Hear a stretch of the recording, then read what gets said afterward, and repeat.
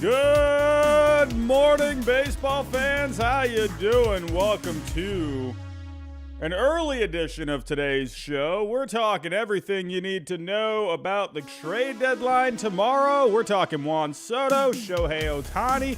What the heck are my Red Sox doing? What are the Giants doing? Sean Murphy, Brandon Drury. We had a couple of trades this past weekend. Let's get to it.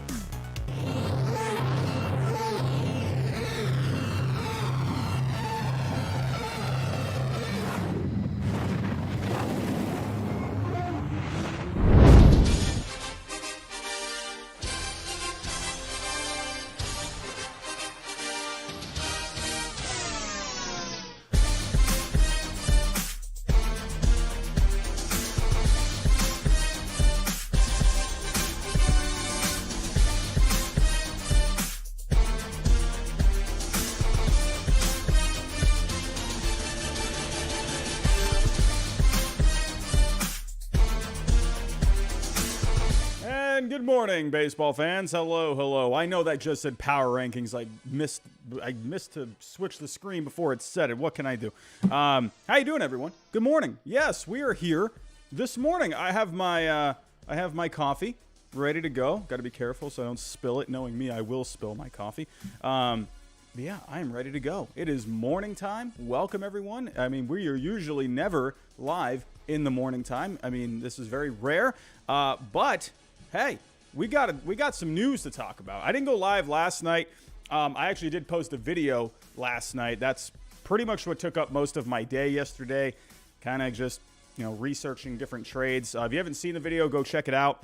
It's 10 trades that I want to see by tomorrow's deadline. So it took a lot longer than I thought it would do, or I thought it would take to do. So that's why I did not go live last night. So I figured, hey, we'll do a nice morning stream. We'll have some coffee together. We'll talk some trade deadline news. But hope everyone's doing well. Seeing a lot of familiar faces. I see some moderators here in the chat. Hans Isdell has become a member for 5 months. Hans, you've been around for a long time, my friend. Thank you so much. A lot of familiar faces. Also some other members as well. Chris Raskin, Ed Bagley. What's going on, my friends? How you doing? But we got a lot to talk about, everyone. If you are here with me this morning, you've picked a good time to come on in because it's going to be a jam-packed show this morning. And also, I'll probably be going live tonight if there is any other, news and rumors that pop up, which I'm sure it will throughout the day. I mean, it's 11 o'clock. We're how many hours out now from the deadline? We are, 25 hours out? No, that's not right. I'm not doing that right. 24, 30, 31 hours? 30? I can't do math in my head. But we're getting close to the deadline, so I'm pretty sure we're going to hear some other news and rumors throughout the day. So most likely I'll be going live again tonight to talk about anything that pops up during the day. So, but we had a lot of stuff over this past weekend. Jam-packed show. But before I do get started, if you are new, think about subscribing to the channel.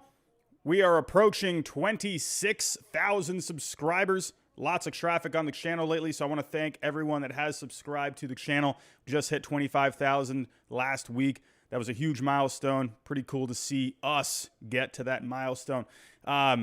Also, everyone, hit that like button for me. Let's do a goal. I don't know. I'm going big for this morning. Let's go 200 likes. Let's go 200 likes. I'm feeling good this morning. Let's see if we can get to 200 likes this morning. And hit the bell notification, everyone, especially with the deadline tomorrow. Hey, you're going to want to know when I'm going live or when I'm doing a video or whatever it is. And also, hey, share the screen if you can. Or not share the screen. Mike, I'm still waking up over here. Share the stream if you can. Go share it on Twitter, Instagram, Facebook. Go tell your grandma about it. Tell her to come on in. But everyone, for tomorrow, I'm going to be honest with you. I'm still not quite sure what I'm doing tomorrow. I don't know if I'm going to be doing like a stream to be covering the deadline. I don't know what's going on. Tomorrow's my first day back at work, and I haven't gotten any kind of like a schedule or anything. I don't know what's going on. So I don't know. So I'm not really sure what exactly I am doing tomorrow. I know at minimum I will be going live tomorrow night. That will definitely be happening. At minimum, a reaction stream to everything that happened before the deadline lead up to 6 o'clock tomorrow. So that definitely will happen. I will be live tomorrow night for sure. Will I be going live up to the deadline? That's still to be determined. So just stay tuned for that. It is my first day back at work tomorrow. Not with, if you don't know, I am a teacher, but I won't be with the kids. We have a week of pre-planning to kind of get ready for the school year and whatnot. So, yeah. So, again, I don't know what the heck's going on tomorrow. I have no idea. But we just had a super chat come in. Jays need Pablo Lopez and relievers from Detroit. I agree with you. I think they need to get a bullpen arm. If they can get a starter as well, I think that'd be pretty cool. Yeah, the Blue Jays absolutely definitely need to be making some moves. Also, everyone, I know I haven't done power rankings for the last couple of weeks, but to me, you know what? I'm just going to wait until this Sunday to bring power rankings back. I don't know. I'd rather just wait until the deadline is over. It's just too much going on right now.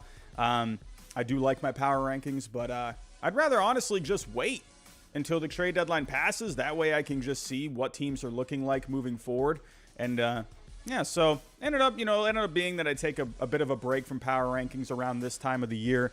But they should be back this Sunday. Stay tuned for that. So let's get to it, everyone. Let's get to it. We got a lot to talk about. I don't know. I'm just rambling over here. You guys are just sitting here saying, Robbie, can you please just get to the news? Here we go. Let's get to it here. Also, let me make sure my music is ready to go. Got to make sure that's all just ready to go. Here we go. Wow, that is loud. Okay, here we go. What are we talking about first? We're talking about, what else could we talk about first? We got to talk about Juan Soto here. Juan Soto. The Soto sweepstakes looks like it is down to 3 teams. Let's go talk about this. Here we go. So,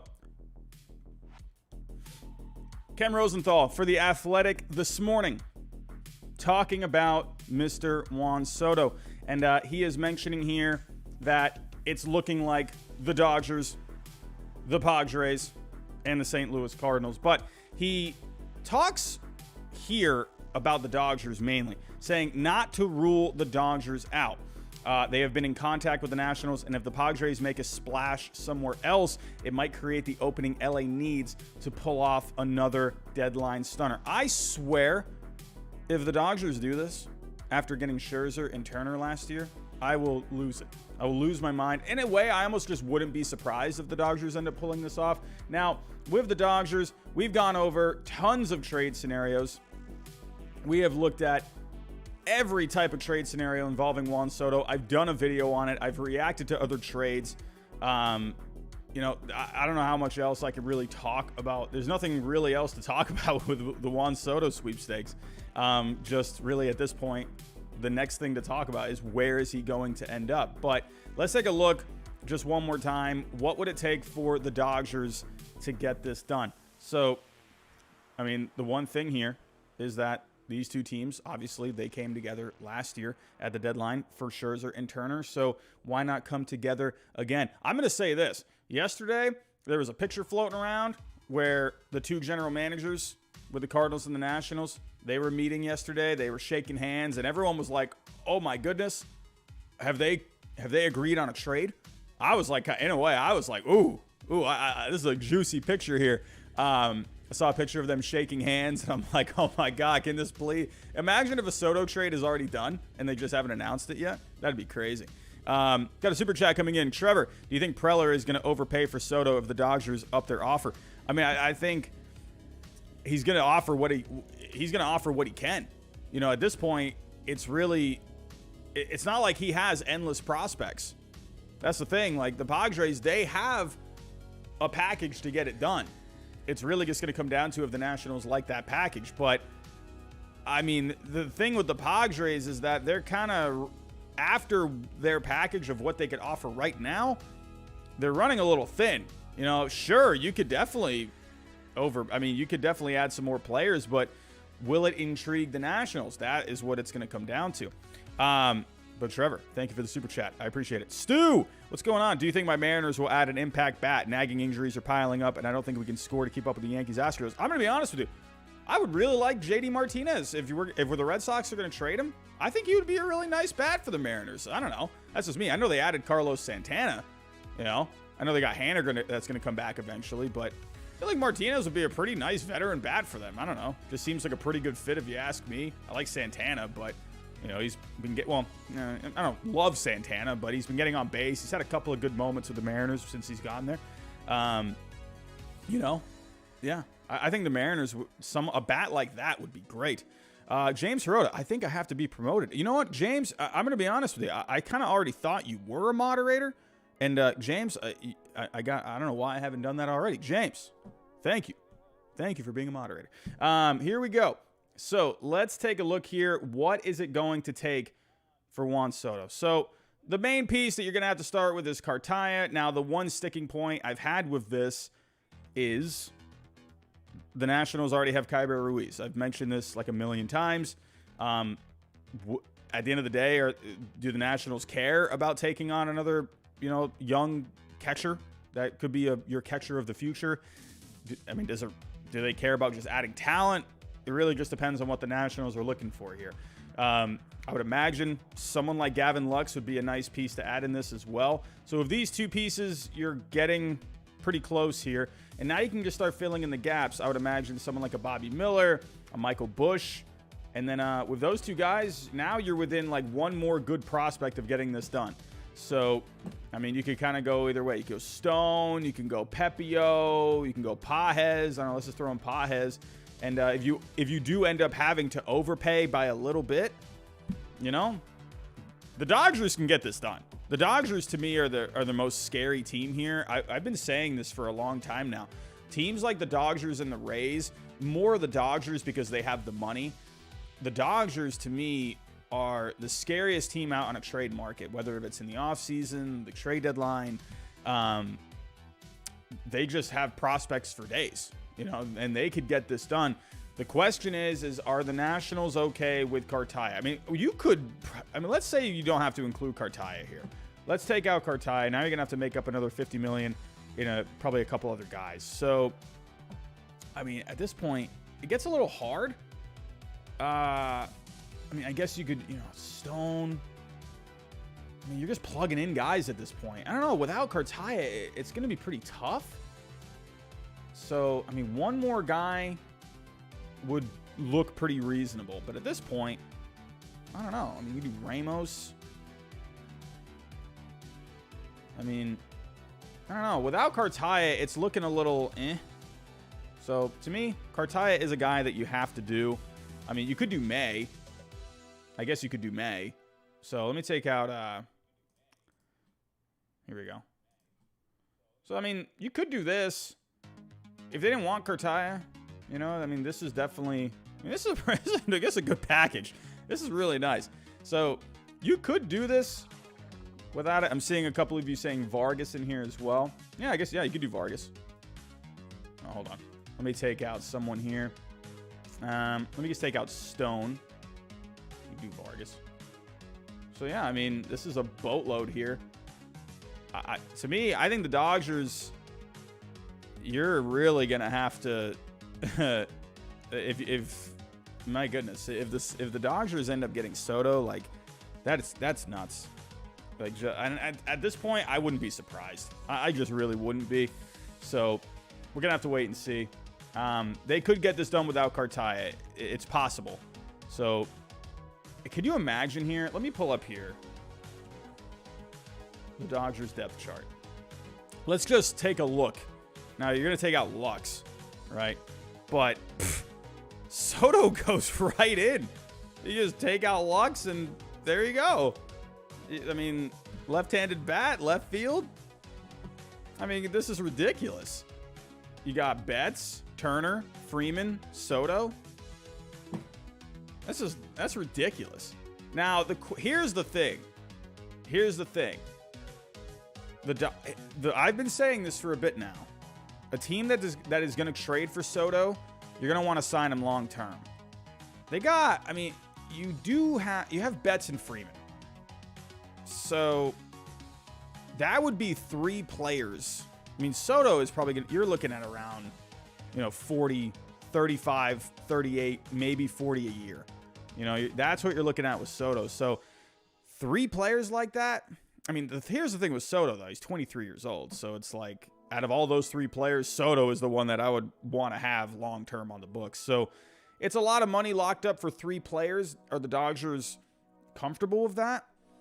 We'll have to wait and see. I mean, they have a lot of money coming off the books. I mean, but that's not really my point here, is you have 3 players here. Yeah, they got money coming off the books and whatnot. But, again, you're looking at 3 players that are locked up. So that's taking up with 3 players, that's taking up a really big chunk of your payroll. You know, don't forget, you got guys like Walker Buehler that are going to hit arbitration eventually, or that are going to hit free agency eventually. He's in arbitration right now.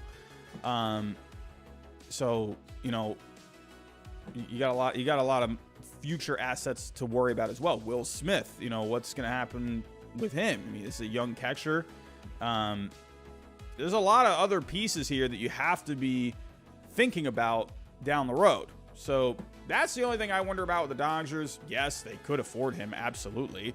But do they want 3 players locked up to big contracts? So that's the only thing I'm wondering, you know. I mean, you could say the same thing with the St. Louis Cardinals, too.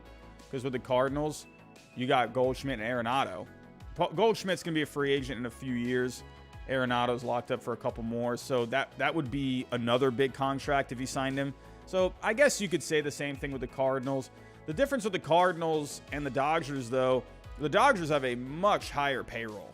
Way higher. The Cardinals, they're doing a pretty good job at staying pretty under that luxury tax line. So the Cardinals have an advantage there. But again, the Dodgers have a lot of money coming off the books soon. So, you know, that is one thing as well.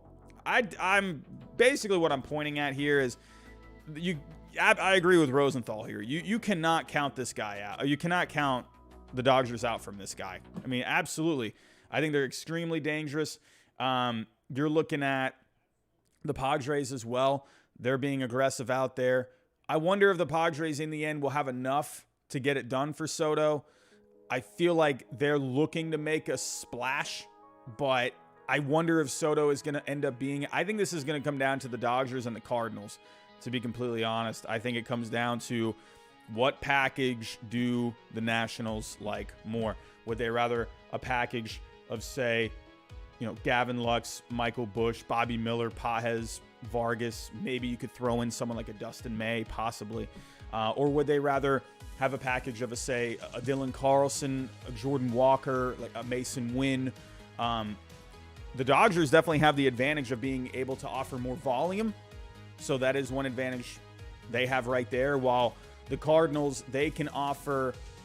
Dylan Carlson is a really... Like, if you're looking at Gavin Lux and Dylan Carlson to me is like, ooh, oh yeah, I want that guy. Like, that is the guy. And then Walker, very high value prospect.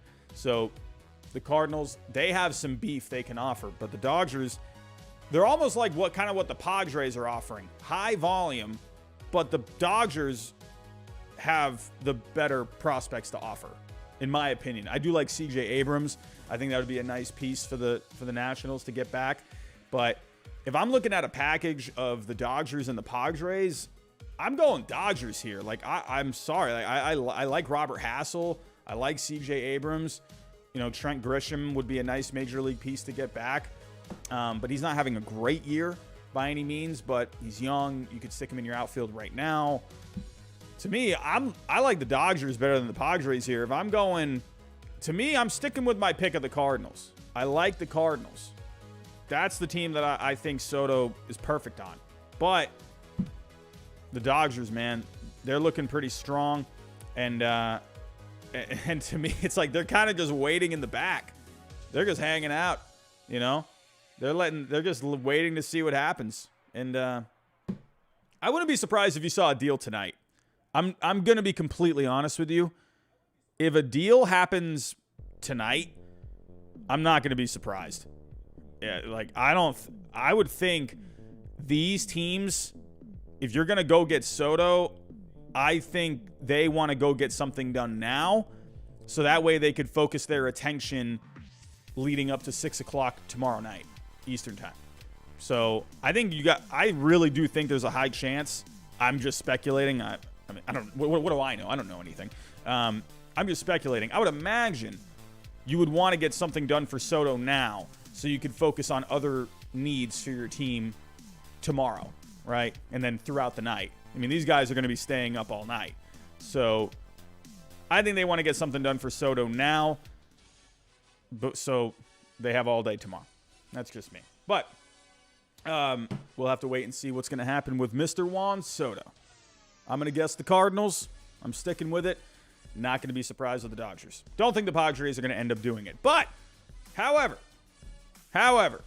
maybe the Padres can turn their attention elsewhere. I did a video last night on 10 trades that I would like to see, and this is one trade I'd go bonkers for. I don't know if it's going to happen. Very slim chance it's going to happen. But the Dodgers, Padres, sure, we're talking about Soto here, but they're also showing some interest in Ohtani. I wonder if Ohtani ends up being the fallback option. So let's take a look here. So in the article, this is the article from The Athletic this morning with Ken Rosenthal. At this point, probably not even Preller knows where they're talking about how he's going to be aggressive and whatever. To some degree, he's exploring each of the above possibilities, where mentioning here Soto, Wilson Contreras, Ian Happ, David Robertson, Montas, Murphy, Pinder. The Padres, they're out there, and they're looking to see how they can improve their team for the playoffs. But he mentions here, to some degree, he is exploring each of the above possibilities, according to Major League sources. He also has made a run at the Angels for Shohei Ohtani. Not that anyone in the industry expects the two-way star to move. Now, I talked about this on the video that I did last night.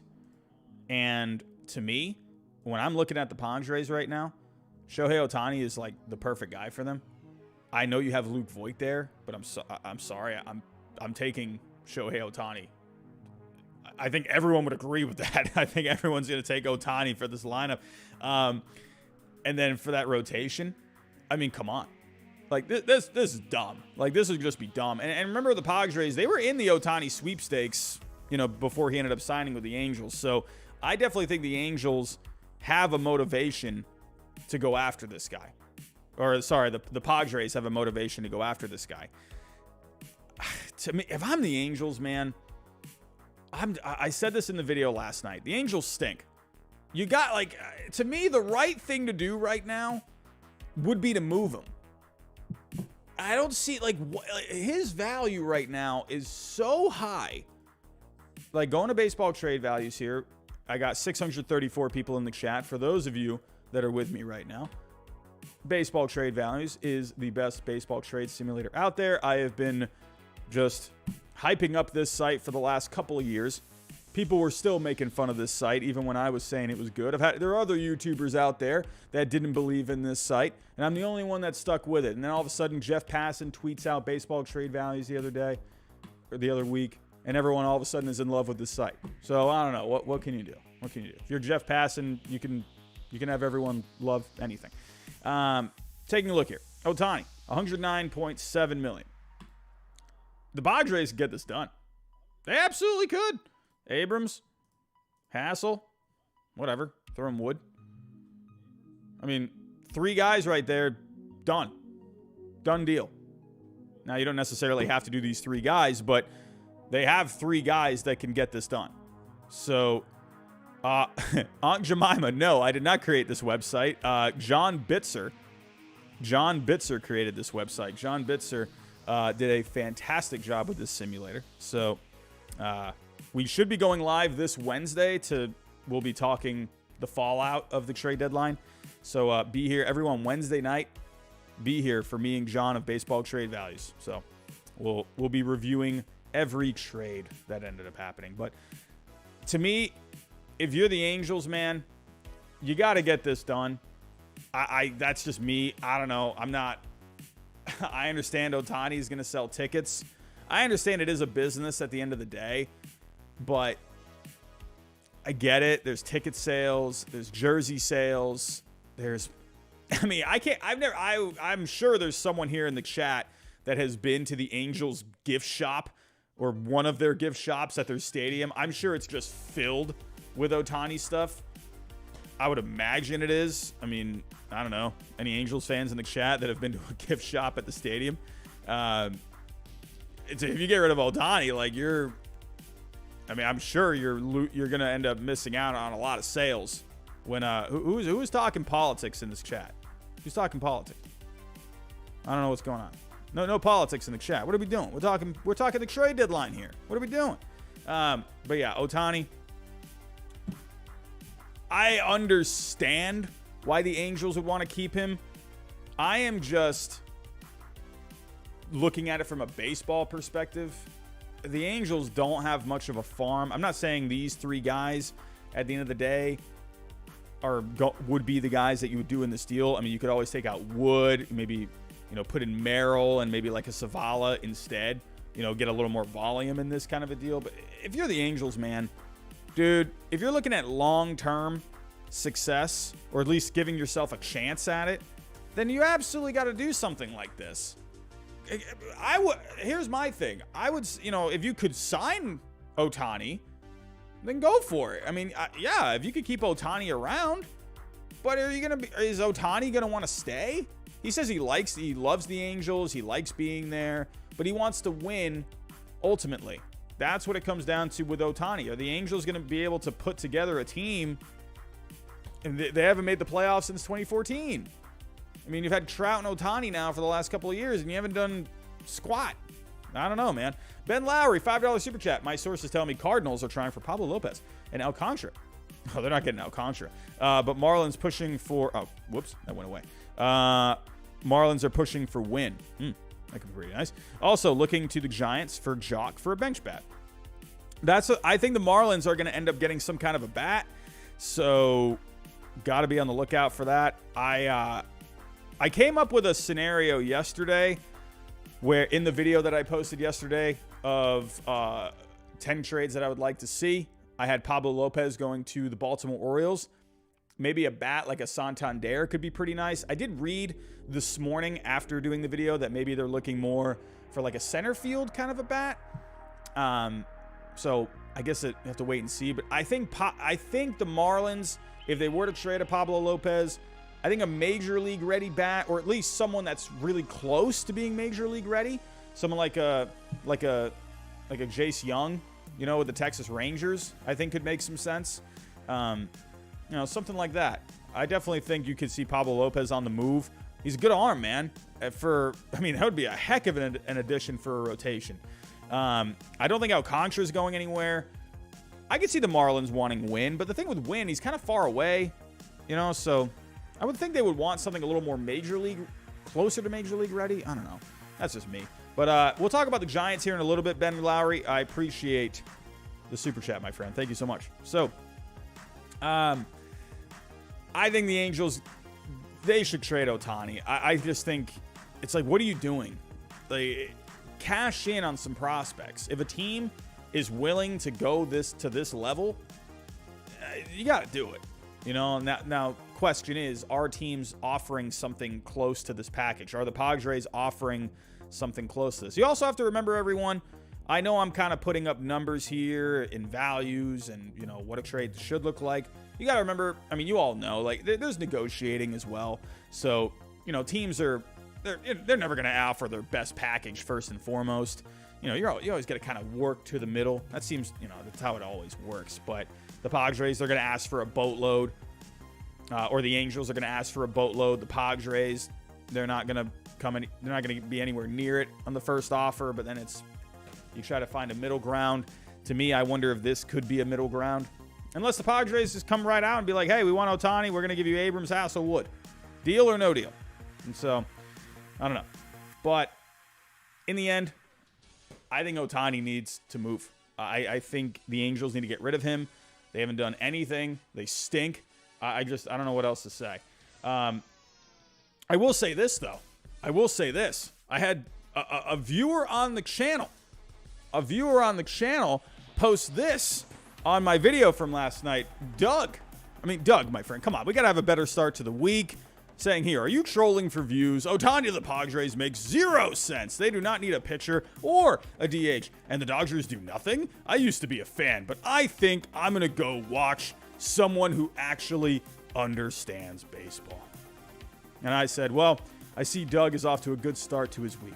You know, Doug, hey, what can I say? Hey, what do I know? I'm just a doofus that sits at my desk. So, you know, yeah, maybe you're on the right track. You know, someone that understands baseball. Yeah, maybe you got something there. I don't know. But what do I know? I don't know anything. But do I want to see Shohei Ohtani on the Padres? I absolutely do. But Doug, please go get yourself a sandwich and have a better week, please. I'm sorry I upset you to start your week. You know, what can I do? What can I do? Doug, please just Go have yourself a sandwich. Go have some ice cream. You know, go be happy, Doug. Go be happy. I'm in a great mood this morning. We have the deadline tomorrow. You know, I got my coffee here. Excuse me. I mean, come on. I mean, what else better is there? Doug, please cheer up. So let's go to our next story. We got a super chat coming in. Ben Lowry, could the Cardinals sign Ohtani? I mean, yeah, absolutely. Oh, Purple Bond Scion. Yes. I thought I put the link in the, on the community tab for the members. It should work, but I'll go put it back there again. So just hold, I'll do that after the stream. Ben Lowry, could the Cardinals sign Ohtani? I mean, they could. I don't know, but like, will he want to be there? Ohtani, it was looking like he wanted to be more on the West Coast. So, I mean, he would be great for that team. They could definitely use some pitching. That would be great for the Cardinals, but I don't know. We'll have to wait and see what ends up happening. Could they make a shocking deal like that? Hey, we've seen weirder things before. Let's go on to the next story. Let's just get this out of the way.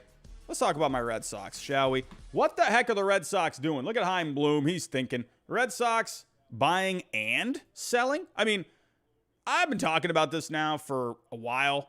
You know, this is really nothing new. So let's talk about it. So I'm going to be intertwining two different stories here. So that way I can just knock it all out at once. But right now, the latest on the Red Sox plans is they're just out there listening on offers. So taking a look here, according to Spire, Alex Spire of the Boston Globe, the front office will think about ducking under the luxury tax line, but will not be required to do so. It's even possible that they could take on additional salary commitments if it meant adding more prospect talent to the system. So, I mean, you got money coming off of the books here. So if we go take a look at the Red Sox payroll as of right now, you got, obviously, JD. We're going to talk about JD Martinez here in a second. I'm also going to talk about Christian Vasquez here, but those guys would be coming off the books at the end of the season. Nathan Evaldi's coming off the books. I honestly would like to sign Nathan Evaldi to maybe like a 2 or 3 year deal if he's okay with signing something like that. I'd like to keep Evaldi around for the next couple of years. You got Kike Hernandez. This guy's been out with a hip issue for a while. I would imagine he probably ends up not coming back unless maybe he comes back on like another 1 or 2 year deal. Waka's coming off the books. You got Rich Hill coming off the books. So they got a lot of money coming off the books. So right now, their estimated payroll, I see the super chats coming in. I'm going to take a look at that in just a second. But right now, the luxury tax line is $238. So, I mean, they're under it right now. They are under it. So, well, hold on. They're at $238 right now. And then, sorry, what's the line? Oh, they're over it right now. Why is it saying 220 up here, but then it's saying 238? Whatever. I always look at this. They're at 238, and the line for this year is 230. So if you got rid of JD Martinez, you owe him, I mean, you're about 60% of the way through the season. His salary for this year was about 19.4. So you're looking at around like another 8-9 million left on his deal. So if you traded Martinez, that would put you under the luxury tax line. However, it does say in this article that they're not really required to do so. Ownership is not really, forcing that. But they go on in this article to talk about how trading JD Martinez would, they say here, trading Martinez alone would go most of the way and perhaps all the way to getting Boston back under that line. So I just don't think in the end that's really their main goal is to get under the line. I think they're just looking to add prospects. And if that means having to, even add money, I think that's very possible. So while we're sticking with the Red Sox here, let's talk about JD Martinez. So there was a tweet out there this morning that it's looking like there could be a high asking price for JD Martinez. Now, I need to point this out here. So this was according to Pat Ragazzo. So he says here, from what I've heard, the Red Sox current ask for JD Martinez is very high. Top 5 prospect, 1 player from the MLB roster, plus an additional piece and or cash. Now, I know people might be thinking here, like, are they crazy? Because you're thinking top 5 prospect, 1 player from an MLB roster. That sounds like a lot. And when you're looking at JD Martinez, let me actually pull him up here. Hold on a second. Alrighty. JD Martinez. He's not going to have a high value. He's a designated hitter. Sure, he's a good offensive player, but he's not getting any younger. He's a designated hitter, and he's going to be a rental. So he's really not going to cost you all that much. Don't forget, I've not forgotten about the super chats. Taking a look here, JD Martinez, 0.4 million. So you're probably thinking, huh? Top prospect, top 5 prospect, a major league piece. But let me remind you of something here. I put a tweet out earlier. Taking a look here. This is what I think is going on. I'm going to dissect that. This is exactly what sounds like to me the Hunter Renfroe, Jackie Bradley Jr. trade. If you go back, Hunter Renfroe didn't have an extremely high value, 1.6 million. It's not very high. But remember, they took Jackie Bradley Jr., who was a bad contract. He had negative 12.8 million. And in the process, they brought in a couple of prospects, David Hamilton and Alex Benelis. Benelis has been doing pretty good in the minors. Hamilton, maybe not so much. He's had a couple of decent games down there. But they brought back a couple of decent prospects in this deal while taking on Jackie Bradley Jr.'s contract. That's another one that's going to be coming off the books. Now, I think they're going to be doing this. They're looking to do the same thing with JD Martinez. He's a little lower than what Hunter Renfroe was, 1.6 million, and Martinez is at 0.4. But I think the Red Sox are looking to do the same thing. Now, if I'm looking at teams out there that could have some bad contracts, so let me just point out. So some of the worst contracts, you got Strasburg, you got Rendon. I mean, you're not going to be taking on those guys. But hold on a second. Usually takes this a little bit to load. Here we go. So the worst contracts right now, you got Rendon, Strasburg, Yelich, Bryant. We're not going to get any of those guys. But let's say we kind of go down this list here. Could you maybe add someone in this range? Like someone around that level of Jackie Bradley Jr. So if I go, let me pull up an example here. Mets fans, what do you think about this? What do you think? Now, I know the Mets have added some bats. I know they added Vogelbach. I know they added Naquin. But there are rumors out there that they're interested in Wilson Contreras. What if they wanted to get out of that contract with McCann? And the Red Sox were okay with taking it. So now let me show you here. So now the Red Sox, if they're looking for a top 5 prospect,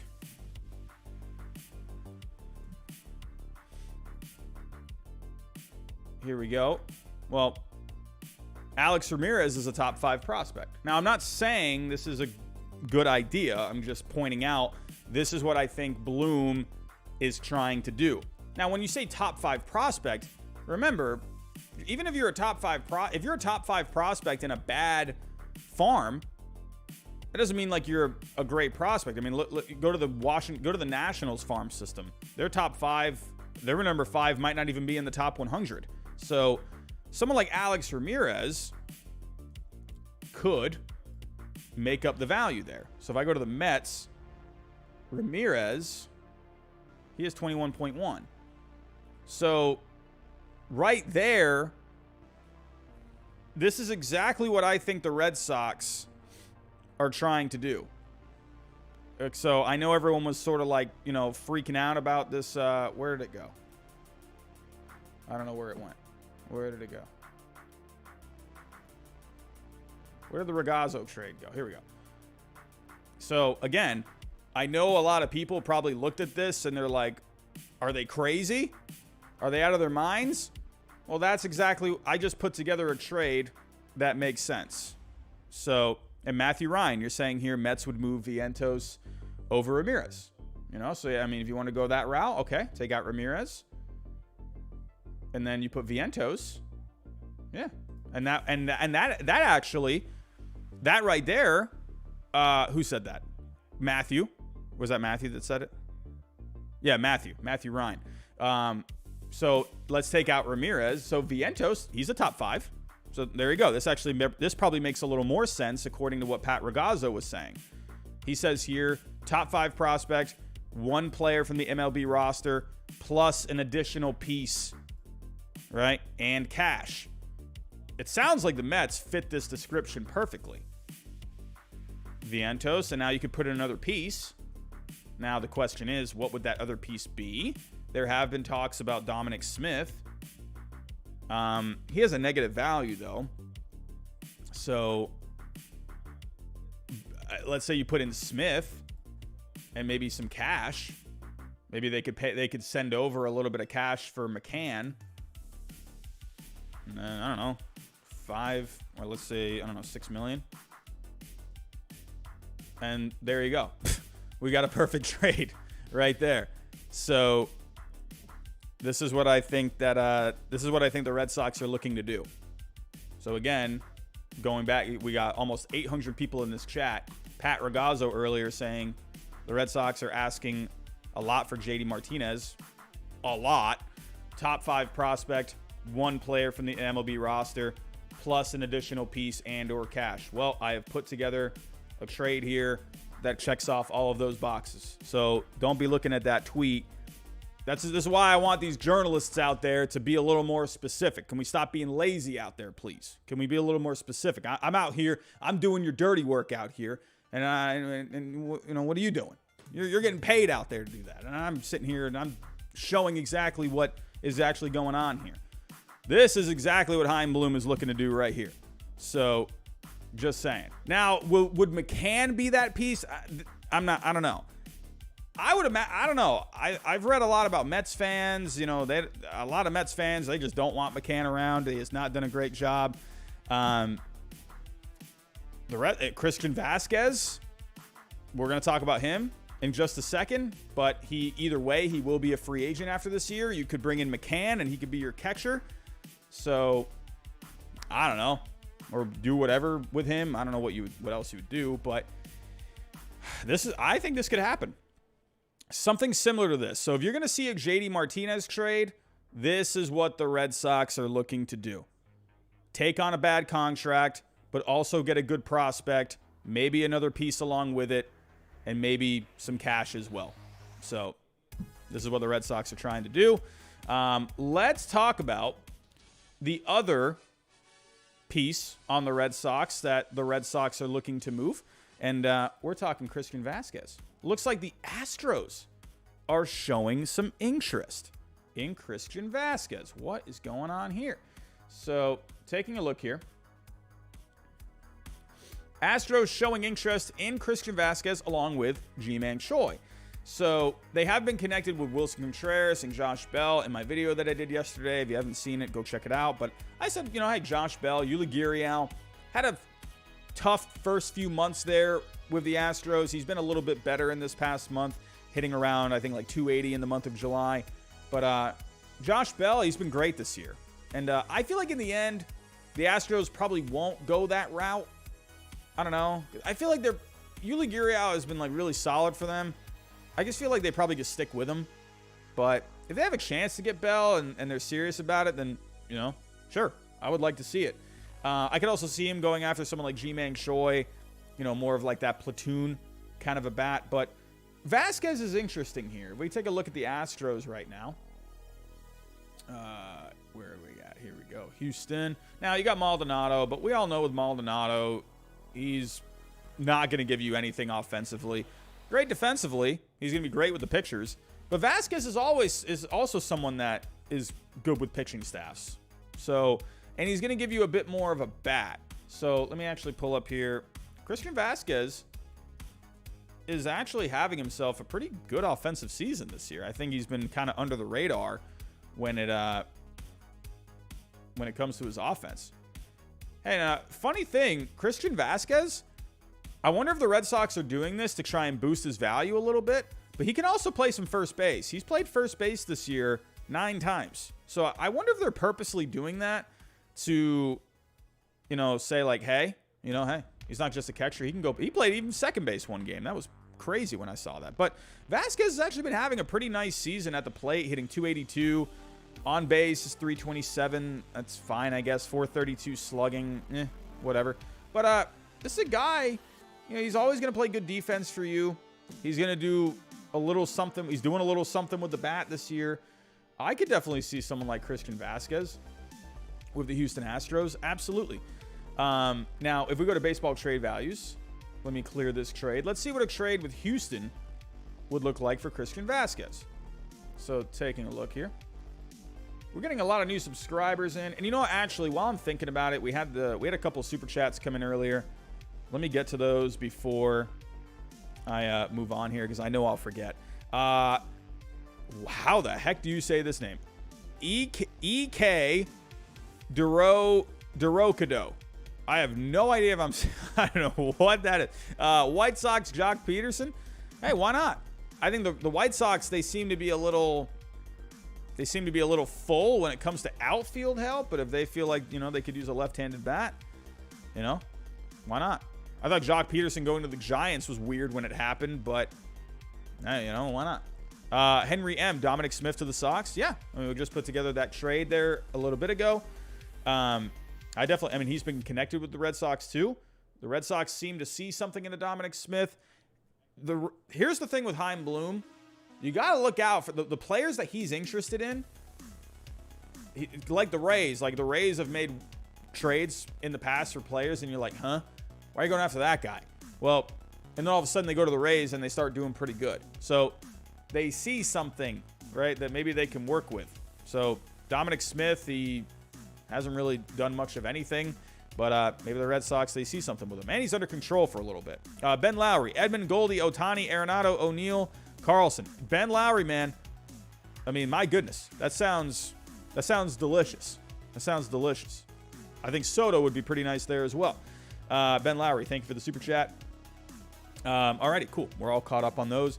But let's take a look here. What's going to be happening if the Red Sox and the Astros get together on a Christian Vasquez deal? Well, let's put Vasquez in first. Does he have a negative value? No, he's at 0.4. So similar. I wonder, would the Red Sox do the same thing with, you know, I just talked about the JD Martinez, what a trade could look like there. So I think the Red Sox would try to do the same thing. I think they would everyone. The light bulbs just really went off here. Oh my goodness. I could see this. I absolutely could see this. Well, hold on. I'm going to double check something here. Let me go to Houston. Hold on a second. The light bulbs are flickering. Oh, yeah. I think I could see this. I could definitely see this. Odorizzi. Absolutely could see this. Hold on a second now. Okay, and this is another team. This is another team here where their top 5 prospect, it's not really going to be a very high-ranking prospect. Someone like maybe like a Forrest Whitley, Colin Barber. That's top 5. Everyone, the light bulbs are flickering right now. They're flickering. Don't forget, they got Urquidy too. Oh, I think something's going to get done here with the Red Sox and the Astros. Ooh, I feel it. I can taste it. Because the Astros have been shopping back-end starting pitching. The Red Sox, they want a top 5 prospect. They want a major league piece. Oh, my goodness. I think this is going to happen. I think this is going to happen. Let's say Odorizzi. Now, with Urquidy, maybe not. But Odorizzi I could see because remember, before Odorizzi signed with the Astros, remember the Red Sox, there were reports out there that they were really interested in him. So, he has a negative value. He's a starting pitcher. You could have him. Well, I think he has a player option for next year. Did I say player option? Yeah, so he's got a player option. I would imagine maybe the Red Sox would maybe want him to exercise that. So, then again, he hasn't really done all that much. So, how has Odorizzi been? He was out for a little while there. He's actually got some pretty good numbers. You know? I could see the Red Sox wanting this. So, let's take a look here. Now, let me just put in Barber. How much value does Barber have? So, Barber is 3.9. And now you're getting pretty close. So, well, Odorizzi is making how much this year? He's making 8. So, you're about 60% of the way through. So, maybe they could throw in just the rest of his salary for this year. And there you go. And now you got a deal. I mean, it's a little far apart, but if you're able to get, maybe you can get a couple of prospects here. You could do Barber. Maybe you could get, I don't know, maybe you can get Whitley too, or maybe someone like a Peter Solomon. Hold on. What is Solomon? I mean, maybe you could do this. Or you could maybe put in like a little less cash. Just throw in like $1 million. Oh, there is no better feeling when you put together a trade and you got the same exact values lined up. Oh, everyone, I think this could happen, man. I think something like this could happen. Vasquez to the Astros, Barber, Solomon. Now, I'm not saying the Red Sox are going to do anything with Odorizzi. I don't really care about Odorizzi all that much, but they want prospects.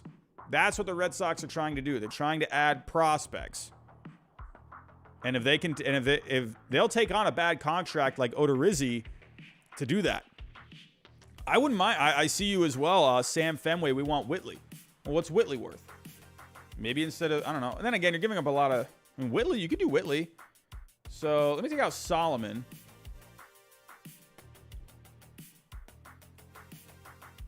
And again, but then you can just throw in a little more cash. And there you go. You could do this. You could do Barber, Whitley, the 4 and the 5, a little bit of cash, Odorizzi, and then you get Vasquez. So I'm just saying, I could see something like this. Absolutely. And once again, that lines up perfectly. I would not be surprised at all to see something like this. I think the Astros and the Red Sox actually, I don't think Urquidy is going to be the guy the Red Sox go after. I wouldn't be surprised because he has around $11 million worth of value. So the Red Sox, I think, would like him because he's under control. He could be a guy in the rotation for the next couple of years. So I'm just saying. Oh, to the Braves, just DFA Cano. Oh, man. Anyway. But yeah, we're going to have to wait and see. The Red Sox here, they're looking to, this is what I've been saying from the get-go. I think they'll take on a bad contract. They'll get creative. They're going to buy and sell. That's exactly a buy-sell kind of a trade. So let's move on here. We've just talked about the San Francisco Giants earlier.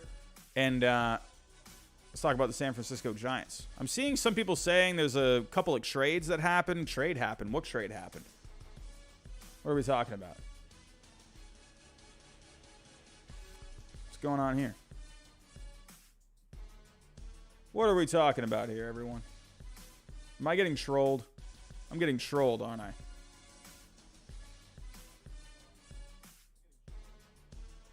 What is the trade that happened?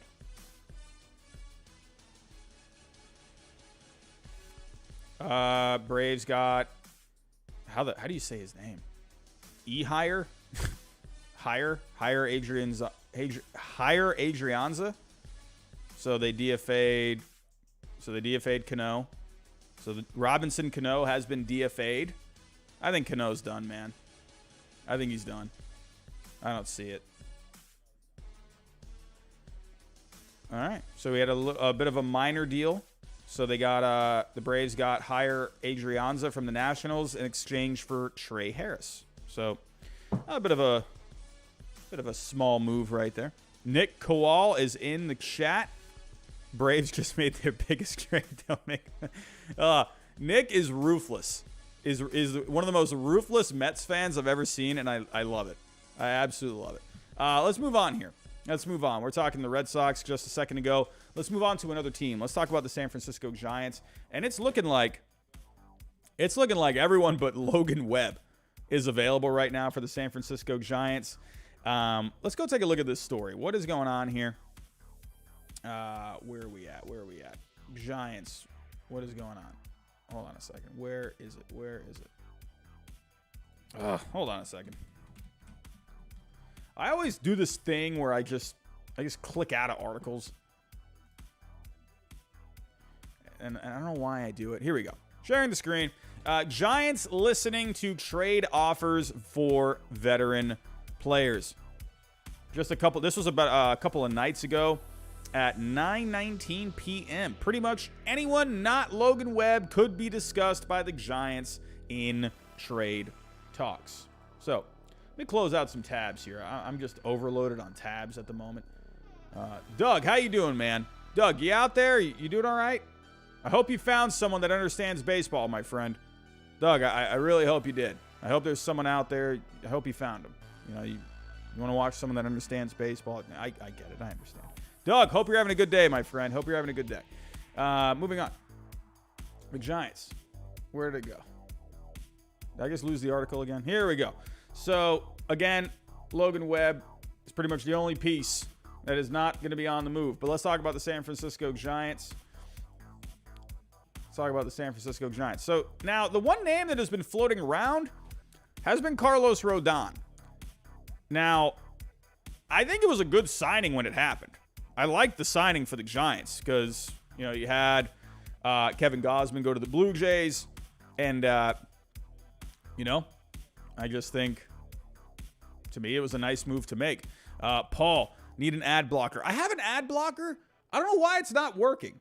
I went to the Chrome thing and I had like an ad blocker there and it's just not working. Like it says I might have to re-download it or something. I don't know what's going on. But, yeah, Rodon, I like the signing for the Giants when it happened because you know what? They're trying to stay in contention, man. And I thought Rodon was, guy had a good year last year. He was having some injuries, but to me, Rodon now, I mean, sure, it was a good signing when they did it, but I think if you have a chance to get rid of him and you can get some pieces back, then why not? Let's go pull up the San Francisco Giants. Now, there's a lot of teams, obviously, they're looking for starting pitching. So you had Luis Castillo go to the Mariners the other night. Montas most likely is going to be dealt. So we'll have to see where that ends up being. But after that, you got some other pieces. You got someone like a Carlos Rodon who could become available. And, he could end up, because he's having a good year, he could end up testing the free agent market. So, because he has the opt-out, right? He has the opt-out. Yeah, so he has the opt-out. So, with him, he's going to have some value. $13 million. And that's obviously because he is doing well, but that's also just the market as well. Oh, everyone, are we still here? I'm getting some lag. Are we still here? Okay, we're still here. We're good. So let's go to the pitching stats. Are we good, everyone? Are we good? All right, okay. I was having some lag on my end there. It looks like it's cleaned up a little bit. Here we go. So let's go to the teams that could use some starting pitching. Let's go to the overall rankings. And right now, when I'm looking at some teams in contention, hey, St. Louis Cardinals. That could be a great fit. They really need some starting pitching. I think Rodon would be an awesome fit. Absolutely. Probably not Seattle now. I think they're going to be fine now with Castillo. I mean, if they add another starting pitcher, that would be just insane. Can you imagine a rotation with Castillo, Carlos Rodon, and Robbie Ray? I mean, my goodness, what a rotation that would be. That would be nasty for the playoffs. Robbie Ray is your third starter. Are you kidding me? And you got Logan Gilbert. My goodness. But the Twins could use some starting pitching. To me, the Twins starting pitching is a little flat. I like Joe Ryan. I like Sonny Gray. But I feel like you need some beef going into the playoffs. The Twins, they're always that team, first round, wild card. They end up just falling out of it. If you can go get someone like a Rodon, I think that would be a really nice piece for him. To me, the three teams that I think could go after someone like Rodon that I think need him the most, I would say probably the Cardinals need pitching. I know I'm talking about Juan Soto over here, but as much as I would love for the Cardinals to go get him, they need pitching first and foremost. Their rotation is running on fumes right now. You got like no one in that rotation. Everyone's getting hurt. So the Cardinals for Rodon, I think, would be huge. I don't remember. I feel like I predicted Rodon to the... I don't know. I don't think I did. I don't remember. I had Rodon... I think I might have had him going to the Cubs. I have no idea. My offseason predictions, don't remember where I had him going. But I remember the Cardinals, I'm thinking, it would be a pretty nice fit for them. So, hey, maybe they could revisit this now. So, and honestly, you could go get Soto, and you could still go get a deal done for Rodon, if you just wanted him as a rental for this year. So, but then again, I don't know if they'd want to take on payroll like that, especially if they would know they would have to sign this guy. But I really like these three teams. I like the Cardinals. I like the Twins. I don't know. Could you see a team like the White Sox, bring him back? I wonder. Could you imagine that? You just brought him back. All right, we're gonna bring you back. Welcome back. Welcome back to Chicago. We're sorry. We're sorry we let you go. Come on back.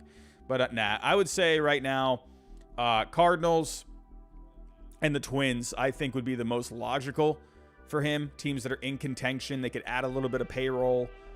I like those two teams for Carlos Rodon. So we'll have to wait and see. But as for the other players on the Giants, I mean, here's the thing. Brandon Belt, Crawford, I don't know, man. They got negative values. I think it'd be kind of tough to take on those guys. And now, unless like a team like the Red Sox, they'd be willing to take on a bad contract so they can get some prospects in return. Like Bell has a negative 0.8. Crawford has a negative 2.4. That's not terrible to take on, but I feel like it would be, I don't know. I just don't see really where they would go. They're not having great years. So I don't know. Possible they could move. Longoria is always just having something with injuries. I wonder if a team would be willing to take on him this year. Oh, he's on the IL right now. It's like the guy, I don't know, man. He's just always hurt. So, I mean, Jock Peterson, we mentioned that earlier. Peterson has been getting some attention out there. I mean, he's always a guy that's like just on the move. To me, like Jock Peterson, this is a guy where it's like he's also on the concussion protocol right now, so take that into consideration. I don't think that's going to be a big deal because I could see people probably saying that where, saying like, oh, he's injured. Why would a team, want to take him? But it's like, come on, the Red Sox traded for Kyle Schwarber last year. It's not really going to be that. It's not going to be a big deal. So Peterson, he's going to give you power from the left side. Let's take a look at his splits. Let's take a look at his splits right now. He's great against righties this year. He's only hitting 194 against lefties. So this is a platoon bat that you're going to be bringing in. So if I'm looking at teams that maybe could use a left-handed bat, could you see a team like the Blue Jays possibly? That's always possible. Let's take a look at the left-handed stats. Here we go. Handedness. Alrighty. So WRC plus. Yeah, I mean, the White Sox, they are dead last when it comes to left-handed hitting with WRC+. Possible you could bring him in if I'm looking at their depth chart. And again, when I'm thinking of the White Sox, I feel like they're pretty full when it comes to outfielders. You got Vaughn. I mean, but then again, he's just going to be off the bench. So you got Angel. I mean, I think Peterson, you could put him in. You could have him switch in and out with Jimenez at DH. I mean, he would be just strictly really a platoon bat for them. So I could see the White Sox going after him. I saw the super chat coming in, so I'll read that in just a second. Could the Mariners maybe add him in for a bit of a platoon bat? But you got Carlos Santana there, so you got the Blue Jays. So maybe the Rays. They always like those platoons. So I definitely think the Giants are going to make some kind of noise. Going back here. So I think Rodon could get moved. And then Peterson could get moved. I think if I were to bet money on like who is going to get moved, I'd probably say Peterson, to be completely honest. If I were to bet on anyone, I think Rodon has a good chance of getting moved too, because starting pitching is always a need at the deadline. So we'll have to wait and see. But do not shy away from the San Francisco Giants when it comes to the deadline. Let's move on here. Let's shift over to the St. Louis Cardinals. Shifting over to the Cardinals. And they're looking, speaking of pitching, they're looking for pitching. I just mentioned Carlos Rodon, but we actually have some other pieces in here as well. And I'm going to read those super chats here in just a second. Here we go. Let me get back to Andrew Marquez. What's going on, my friend? I would love for the Dodgers to get Evaldi. We need another dude that is proven to pitch in big spots. And, you know, I talked mainly about JD Martinez and Christian Vasquez earlier with when it comes to the Red Sox making trades. But I would not count out Evaldi getting traded either. I would think the Red Sox would want to hang on to him because they want to stay in contention. He's a guy that I could see them wanting to try and re-sign to an extension. So I would not count them out. I mean, starting pitching is a big thing. He's also not been pitching great lately, so I don't know if that's going to help or hurt his chances in the long run. I don't know if that's going to make a difference. So I think the Red Sox will listen for Evaldi. The thing with Evaldi is he doesn't have the same thing with Martinez and Vasquez. Evaldi doesn't have much of a value. His value has been pretty shot. I'm going to get to the Cardinals in just a second. Let me go back here because we did have the super chat. So Evaldi, you know, same thing, 0.7. So I think the Red Sox, again, I think if a team needs starting pitching, let's just say the Dodgers. Do the Dodgers have a bad contract? But then again, if you want like a top 5 kind of a prospect, take back bets. I'll take back bets. I don't know. Is there really anyone like worth? I mean, could you imagine the Red Sox taking back Price? Oh my God, kill me. I'd rather jump off a cliff. Nope, don't want that. Nope. But I mean, to me, the only way the Red Sox are going to move him is if they take on a bad contract and get prospects.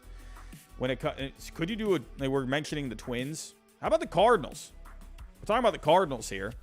They need some pitching. How about Evaldi to the Cardinals?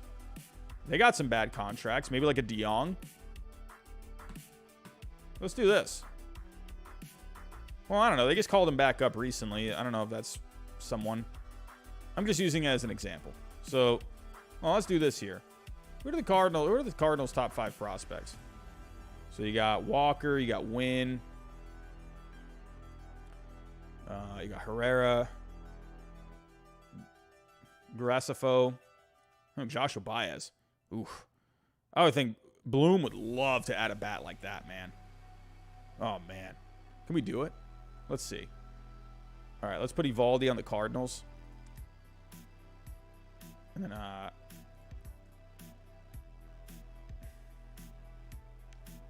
whoops. We're in the negatives. All right, so, I mean, maybe Baez, possibly. Maybe even like, I don't know. No, McGreevy would be too much.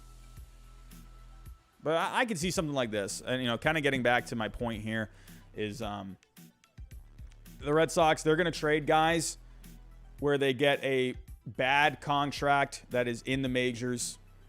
That way they can get some prospects. That's exactly the way they're trying to get this done. So let's get back here to the Cardinals. Where was the Cardinals? Here we go. So, but thank you for the super chat, Andrew Marquez. Thank you. We had another super chat coming in. BP 125, Jock back to the Braves. Possible. I feel like probably not, though, because you got Rosario as a left-handed bat. He has not been good this year. I had in my video last night, I had Ian Happ going to the Braves. I would like to see that. I think they would rather go after someone like that. Lucas Smith, could the Rangers get Rodon for someone like Foscue? Absolutely, they could. When I was looking at those rankings, I saw the Rangers right there.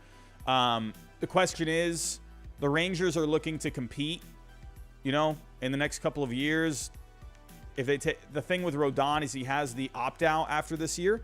So I don't know if the Rangers would be, if he would agree to exercise his option, I think the Rangers would be game, but I don't know about that. So here we go. Let's move on. Cardinals. The Cardinals' search for starting pitching has taken them inside their division, as MLB Network's John Morosi reports that St. Louis is one of the many clubs interested in Reds righty Tyler Mahle. With the Cardinals looking at all options for rotation help, it only makes sense that they'd be at least checking in on Mahle's services. For Mahle, the Phillies, Twins, and Mets are among the teams linked to him, and I'm not surprised about that. I'm not surprised. I wonder if you could end up seeing some kind of a package deal with Mahle and Drury. I think that's possible. Drury is an interesting one. We're going to talk about him in just a little bit. But the Cardinals, I read something else that they were looking at Jake Odorizzi. Let me actually pull that up here. I've also seen that they, in the video last night, I also had Jose Quintana going there. But Cardinals interested in Jake Odorizzi. And then there's also Montas. You could go after him too. So with Odorizzi, we just saw his value a little bit earlier, and negative values. So, maybe for the Cardinals, that could end up helping them out, take on a bad contract, but, maybe get a prospect too. And yeah, here we go. Nathan Evaldi has also been a name that has come up. So we just talked about Evaldi a second ago. Yeah, wasn't that the trade that I just put together? Oh, yeah, look at that. Oh, the Red Sox would, I mean, to me, if that is actually, I didn't even realize that was actually a report out there. So, but yeah. C-Rex Road. I know the ads, man. I know the ads.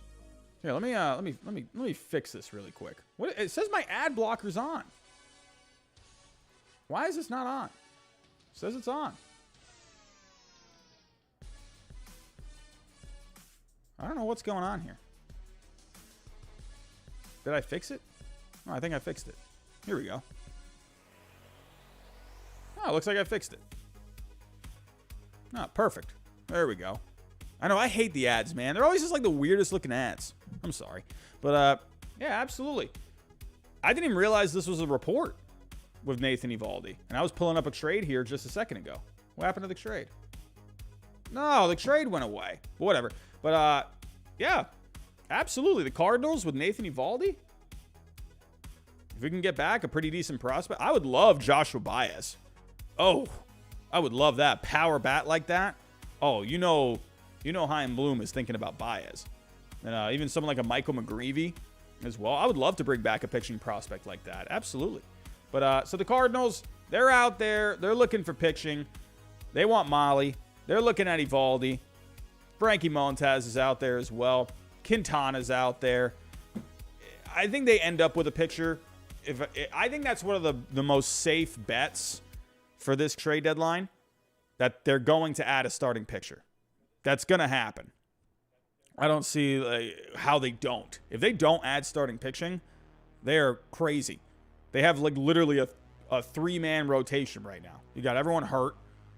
Absolutely, man. You gotta address that rotation. So especially with Jack Flaherty. I don't even know what's going on with him. Is there even any news on him right now? Goodness. I feel bad for him, man. What is going on with Flaherty? He'd be so good, man. So, through a light side session a little earlier this week, a couple days ago. I don't know. But, yeah.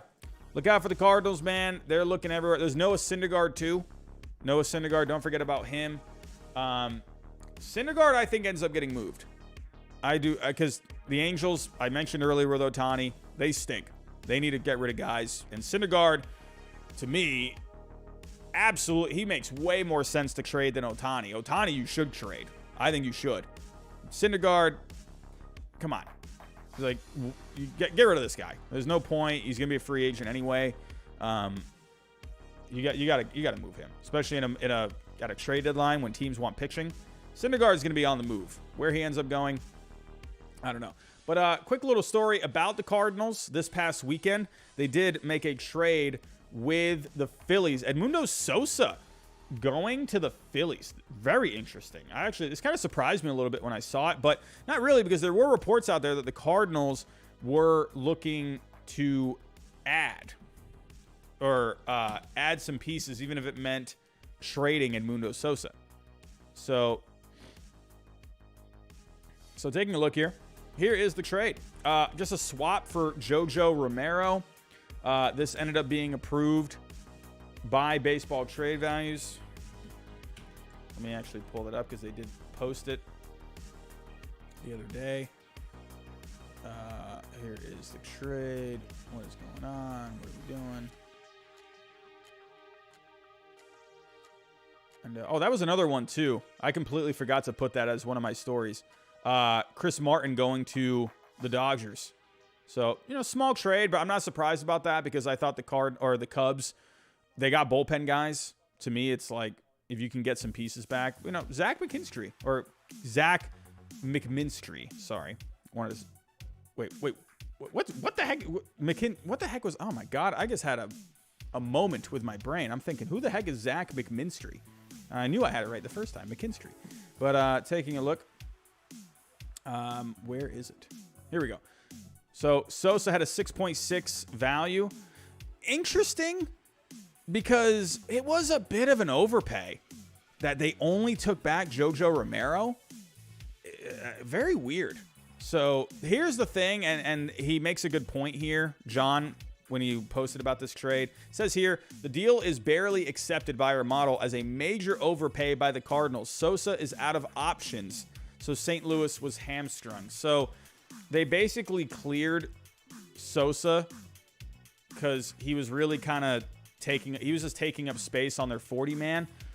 But this makes me wonder if they're going to be maybe making a move elsewhere.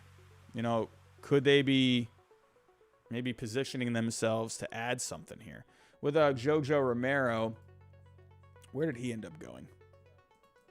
Did he end up going into the bullpen?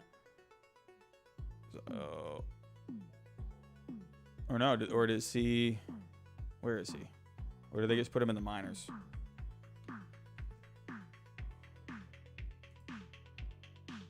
Yeah, so he is in AAA.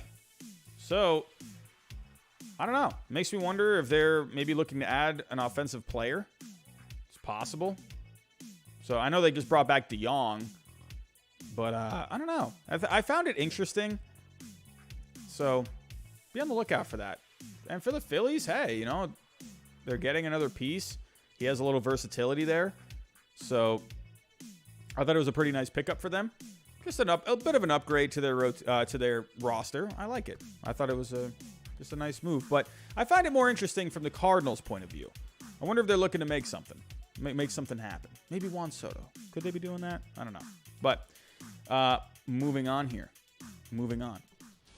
Speaking of the Phillies are out there trying to make some moves. Like the Cardinals, the Phillies are trying to add some starting pitching. And Dave Dombrowski, I know me some Dave Dombrowski. I'm very used to Dave Dombrowski. And I know he is out there working the phones.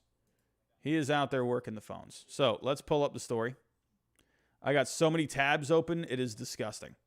I can't see anything. What is going on? Here we go. All right, sharing the screen. Oh, sorry, Doug. Oh, Doug. I'm sorry. I didn't mean to pull this up again. Doug, I hope you're having a good day, my friend. Hope you found someone that understands baseball. Oh, sorry, Doug. Here we go. Moving on to the Phillies. The Phillies are looking to add a front of the rotation type of arm, a starter who could start a playoff game. To this end, the club has been linked to such arms as the Reds, Tyler Mahle, the Angels, Noah Syndergaard, and the Pirates, Jose Quintana. I don't know. I'm thinking of Jose Quintana. I'm thinking with the Phillies. I don't know, man. Is that really like a playoff kind of a guy? I don't know. But 3 of the most prominent starting pitchers remaining on the trade market. So it says they've been linked to these arms. I wonder if Montas could be a guy that emerges for them. I feel like I've read something a little while back that the Phillies maybe were showing some interest in him. But I think for the Phillies, when you're looking at their current rotation, it's a good rotation. They've had some of the best starting pitching in the game this year, but they have been having some cracks lately. You still got Nola and Wheeler there. They've been doing great. Falter's been decent. Ranger Suarez, he's been pretty good lately. But as of right now, you got Eflin on the IL, you know. So I feel like, yes, they're trying to add some depth, but they're looking for the playoffs.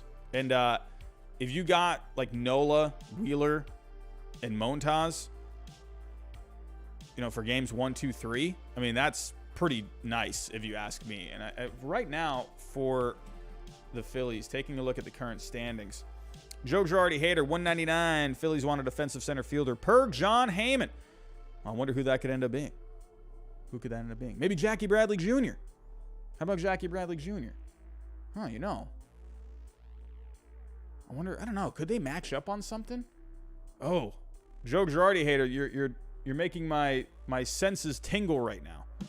Could the Red Sox and the Phillies end up coming together on a deal? You got, I see you in the chat, Lucas, Michael Taylor. I did have in my one trade for each team by the deadline video, I had Michael Taylor and Scott Barlow going to the Phillies. Maybe instead of Scott Barlow, you could do, maybe you could do a starter. I don't know who the Royals really have that's enticing as a starting pitcher. But taking a look at the standings,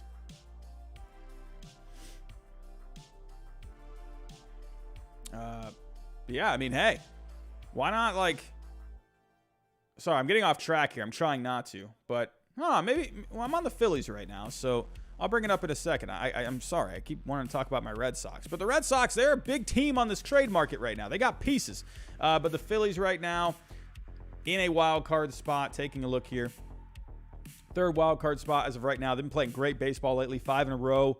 St. Louis right on their tails. But St. Louis, they're also right there for the division as well.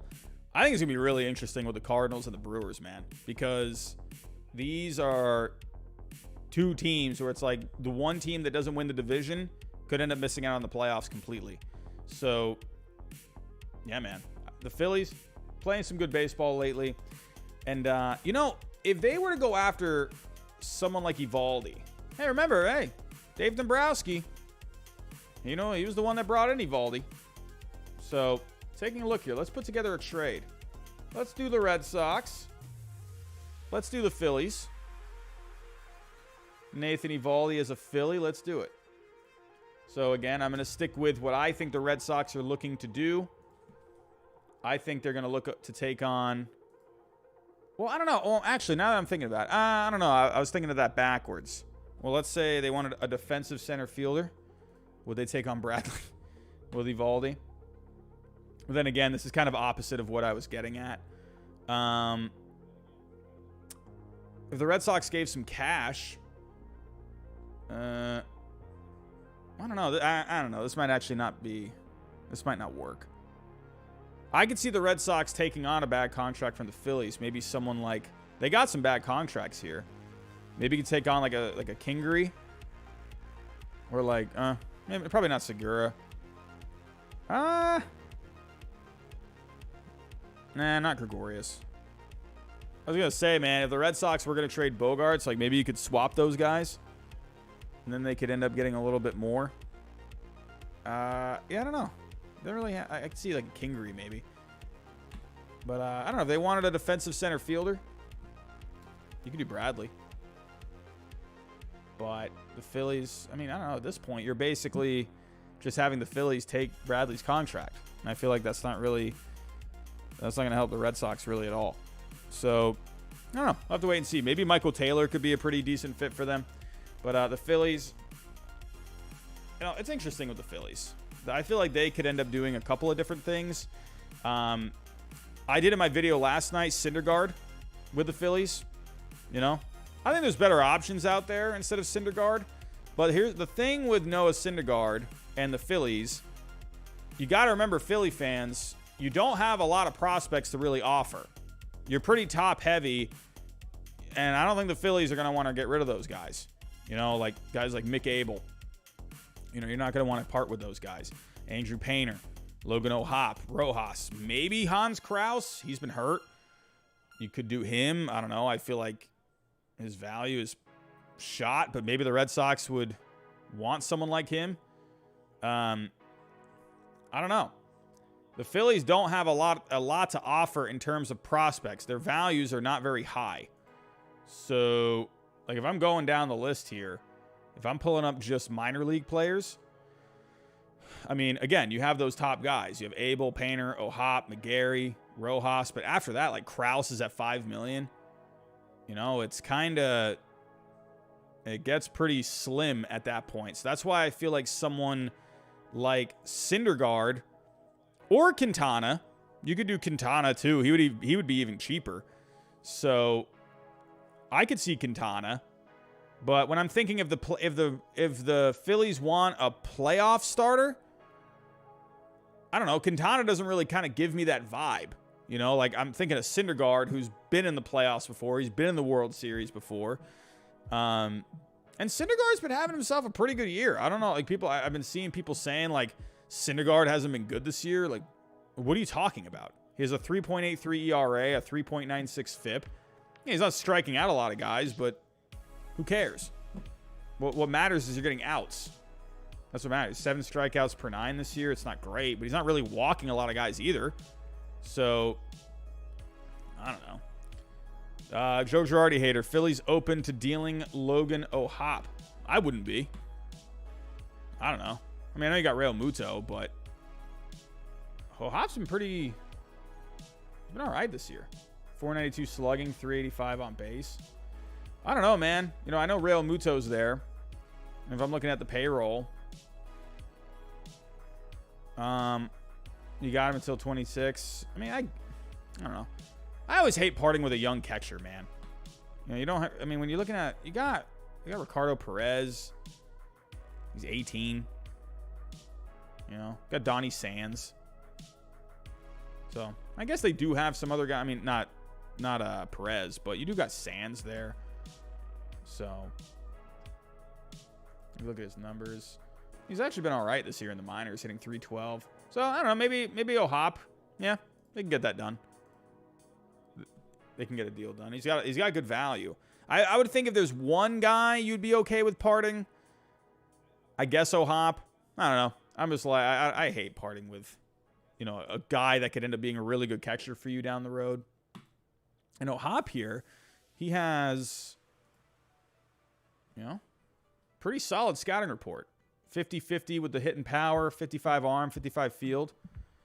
O'Hoppe is really nice. You know, I would like, that would be a great future catcher. So, but again, you do have Real Muto. So I understand. But yeah, I mean, if the Phillies, here's the thing. Well, then again, I was going to say maybe you could do a deal with, maybe you could set up a deal with Montas, but I don't think the A's would want more catching. They're trying to get rid of Sean Murphy, and they got Langeliers, so I don't know if that would work. So, yeah, man. But it would be interesting to see what the Phillies end up doing. Syndergaard's an option. I think Molly, you could get something done. But then again, Molly's a fly ball guy. I don't know if that really translates very well to Philly. So, we're going to have to wait and see. But the Phillies, Dave Dombrowski, they're out there. They're looking for some deals. Speaking of deals, we did have another deal this past weekend. David Peralta going to the Rays. This is a little interesting when I first saw it. I kind of didn't expect this, but I thought it was rather interesting. Let's go pull it up here. So here we go. David Peralta. I mean, I figured this guy was going to get moved. And, hey, the Rays, they've had a lot of injuries this year. Kevin Kiermaier going to be out for the rest of the year. And to me, David Peralta, pretty nice fit. He's having himself a pretty decent season. Not like amazing by any means. 248 average, a 316 on base. You know, a pretty decent slugging, a 460, a 110 WRC plus. He's got some home runs. He's 19 doubles at the time of this trade. A couple of triples. So he is striking out at a career high 23.9%. But you always know with the Rays, the analytical bunch over there, they probably see something with Peralta, maybe fine-tune something with the swing and get him back on track a little bit more. And if you go to the Rays right now. But yeah, this move was simply just to get a guy there. You know, if we're looking here, David Peralta, he is their left fielder at the moment. They got so many injuries, man. It's like not even funny. I mean, Manuel Margot, that guy's been out for a little while. Kiermaier's going to be out for the rest of the year. Zanino's going to be out for the rest of the year. Franco, he's hurt. Harold Ramirez, that was a guy that was doing well. He had a fractured thumb not too long ago. So, I don't know, man. I don't know. They're going through some pain here, but they're still, even with all of these injuries, they are still hanging on to a wild card. They're playing some pretty bad baseball right now, but man, oh man, they needed something here, and Peralta definitely helps them out. So I liked it. I liked it for them. It wasn't going to cost them a whole lot. Let me actually go to the trade here. So on baseball trade values, the trade itself was approved. David Peralta was worth right under $1 million, and they got, and the Diamondbacks got a catching prospect, Christian Serta, $0.3 million. So, hey, pretty nonchalant kind of a deal. No, really, nothing crazy. Just got a prospect for him.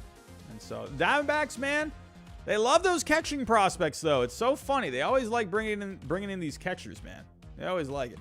So, but for Tampa, I think it was a move they needed to make. You got a solid guy in David Peralta, good clubhouse guy, too. So, he's going to give you something. And he's going to give you some decent defense out there in left. I think it was a nice move overall. Just a good veteran player for the Tampa Bay Rays. Good addition. So, moving on. Earlier, we talked about Sean Murphy. I mentioned his name a little earlier when we were talking about maybe someone like a Logan O'Hoppe in a deal with the Oakland A's. But I don't know, because they're trying to get rid of Murphy. And or they're at least listening on Murphy. And they got Shea Langeliers, sorry. But Sean Murphy, as of right now, Guardians showing some interest. You know, Murphy is one of these guys. He has a deceptively high value. You would think with Murphy, when you look at the numbers, you'd think he wouldn't cost all that much. But Murphy is actually, as of right now, the highest valued player for the Oakland A's. So $57.8 million. It's not going to be easy to get someone like him. So if I put in the Guardians here with a trade, and here is the article here. The Guardians and A's have had trade discussions surrounding Sean Murphy, according to Zach Meisel of The Athletic. Look at The Athletic doing some stuff over there. I know they've lost millions over the last year, but they're all over some of these rumors over here. Gotta love it. I don't know if anyone saw it, but Jim Bowden has blocked me. I think Jim Bowden caught wind of my trades. Here's my theory because I did a video recently reviewing Juan Soto trades from The Athletic. That video got a pretty good amount of views. So I wonder if someone at The Athletic saw that video, right? Because I'm doing a video on their trades, and some of them were so bad. They're so bad. I'm wondering if maybe someone saw that video there, and then they went on my channel, and then they saw the other videos of me just ripping apart Jim Bowden trade proposals. I've done like 4 or 5 videos on Jim Bowden trade proposals, and they're really bad. They are really bad. I'm just, spoiler alert. They're awful. They're terrible. Jim Bowden, if you're watching this right now, you what are you doing? You gotta pick up the pace, man, when it comes to some of your trade proposals. But that's what I think ended up happening. Somehow Jim Bowden saw my videos and he got upset at me and he blocked me on Twitter. So, but anyways, I digress. As for the Guardians and the A's, no surprise here for me. The Guardians, they're always, they would like to add players if they can that are under control. And the A's, hey, they're trying to unload Murphy. And the Guardians, why they make sense as a trade partner is they have a good amount of prospects. The Guardians have a pretty deep farm. So, I mean, again, if you got Sean Murphy here, he's going to cost you quite a bit. So I wonder if he ends up getting moved now, because when you look at Murphy, let me pull up his numbers. I mean, Murphy is a young catcher, so that's why his value is high. He's not a free agent until 2026. He's having an okay season at the plate, like nothing crazy, not terrible, but his bread and butter is defense. Definitely, that's the big part of his game. He's one of the best catchers in the game. And he's going to give you a little something with the bat. Not a whole lot, but he's extremely good on the defensive side. He handles pitchers very well. So that is what is good about Sean Murphy. And that's why it's not going to be cheap to get him. So, but for the Guardians, if they did want to add a catcher, if they did want to go that route, you could put together a couple of pieces here. I'm just putting in guys here. I'm just plugging in. So you got Rocio. So Guardians fans, don't get mad at me if I'm just putting in whatever players. But, with him, you're almost halfway there. You could throw in, I don't know. The thing with me, I don't know. Like, it just depends on how motivated you are to add a young catcher like this. So you would have to definitely part with some guys. So if I go to Guardians here. So guys like Espino, Valera, Williams, Arias, Rocio. You got Allen there. So Allen's the number 7. So let me plug in Allen. And with him, now you're around 20 million away. So maybe you could do Arias as your number 4. Whatever, I'll plug him in. And then you just maybe like one more piece. Like Hankins. So something like that could get it done. You could take out Arias and maybe put in a couple of cheaper prospects instead to get more volume. That's what the A's like to do. So I'll take out Arias. And instead you can put in Tana. And maybe like, I don't know, Burns. I don't know, maybe something along these lines. Have someone like Rocio lead the way. But if there is a team out there that could get it done, you could definitely do that if you're the Guardians. Now, the thing with the Guardians, if you take a look, there's not a lot of catching. You got Bo Naylor here. I feel like he was higher at one point. Has he been struggling this year? He's been doing all right. He's got a 929 OPS. He's been all right. He's got a 55 arm, 55 field. He's getting closer. He's in AAA. So I don't know. And right now, with the Guardians, you have Austin Hedges and Luke Maile. So I don't know. Is Hedges a free agent after this year? So I could maybe see. But then again, I wonder, are they not sold on Bo Naylor? I don't know. So yeah, I could see maybe why the Guardians are looking to do this, because Hedges is going to be a free agent. So yeah, I wonder if this could end up being like an off-season kind of a move. The trade that I have here, I would think it probably would take a little bit more to get this done. So again, I could take out Hankins here, and then Maybe throw in a Bibby. Gets a little closer.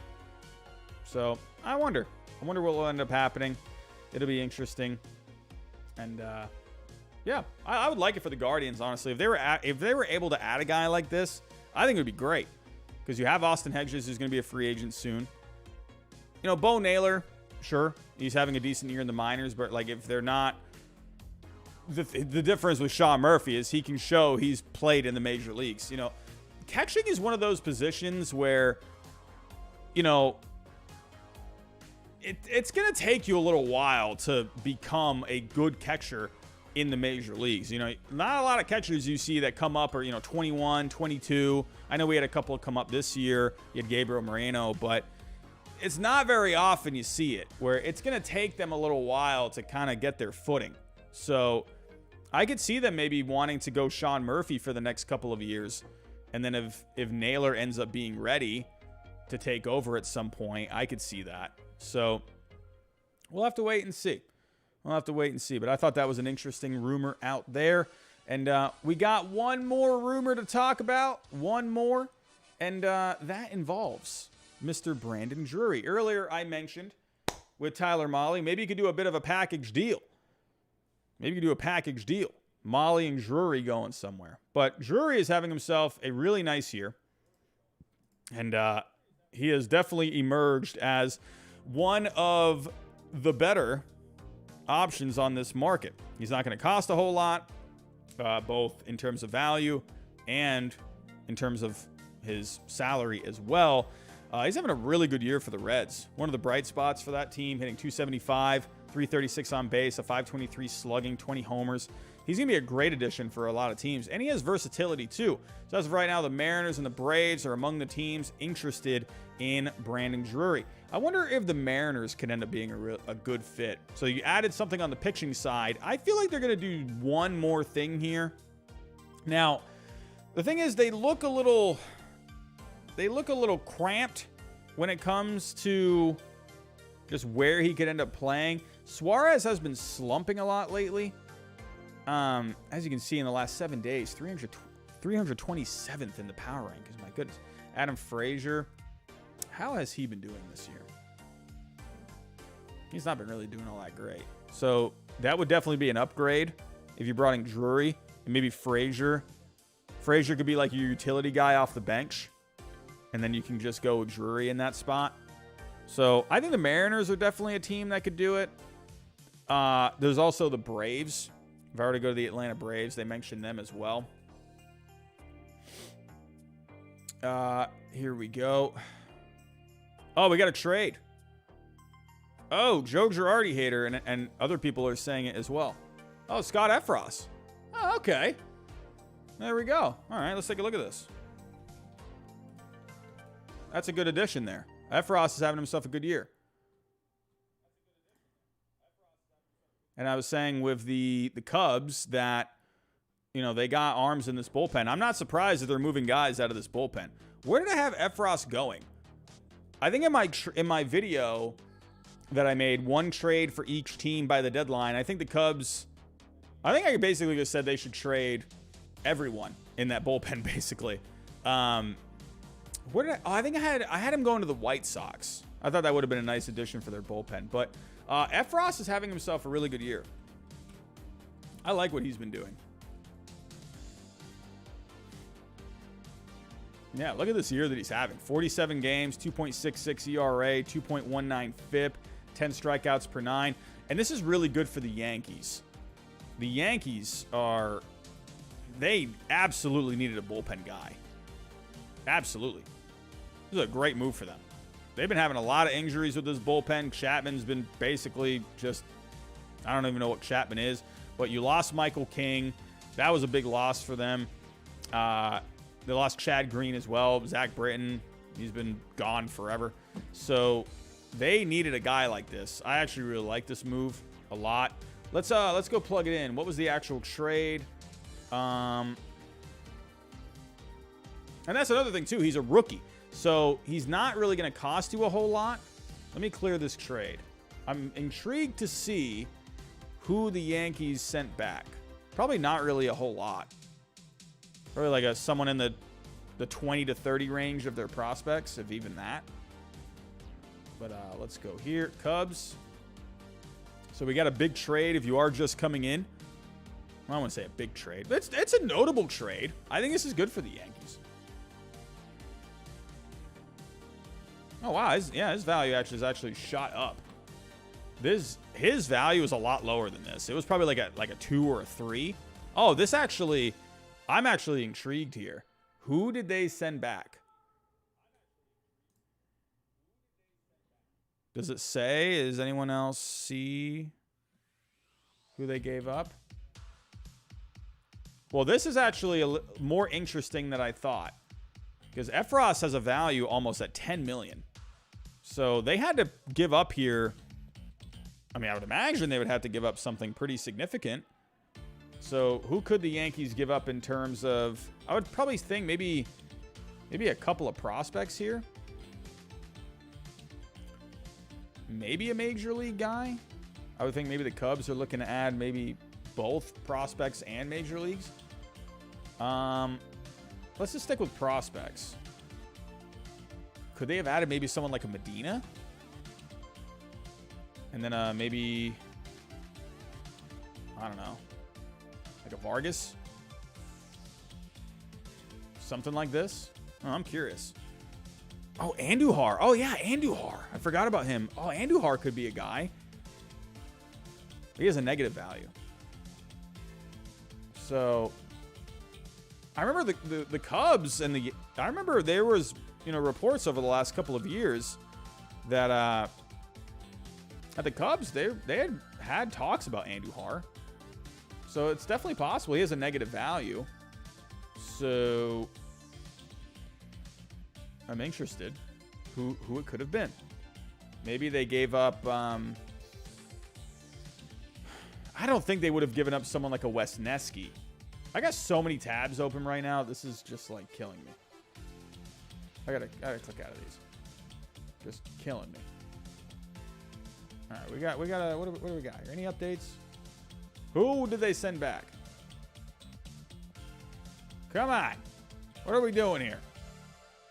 What's the return package? Nightingale, Rosenthal, passing. What the heck are you guys doing? Work that phone. What are we doing here? Yeah, Scott Efros, big addition for. Oh, hey, Ted Evans. Oh, do you think they sent back Gallo? Ooh.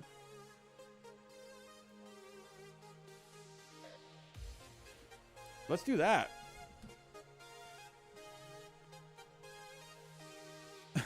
Okay, let's take out. Okay, I don't think you're gonna get I don't think you're gonna get 4 guys for Efros. Don't think that's happening. So let me take out Vargas.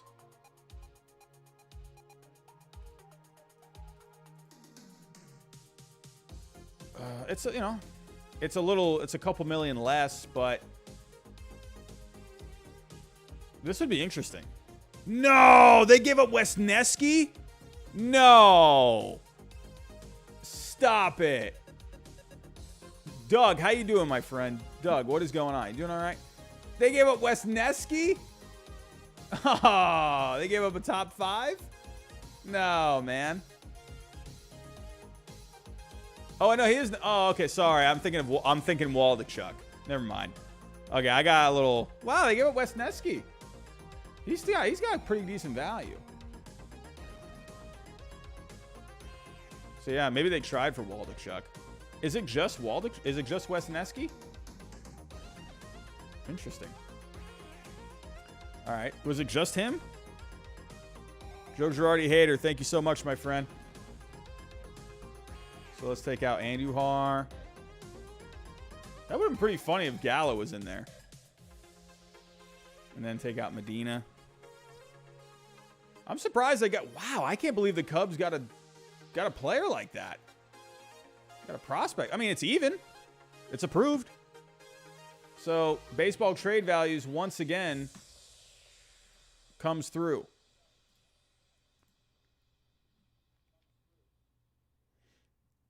Wow, just straight up. Look at that. Was I able to get that on the board first? Nope. I was not the one. Wow, look at all these people, man. Going crazy. But yeah, that trade is approved by Baseball Trade Values. And once again, Baseball Trade Values proving it is the best simulator out there when it comes to trades. Oh, James Hirota, Joe Musgrove was extended. Oh, is that true? I mean, you had seen reports of that. You'd seen reports that they were looking to do an extension. Wait, what? No. Heyman. No. Heyman. No. Joe Musgrove, $100 million 5-year deal with the Cubs is done. Oh, Heyman. Come on, dude.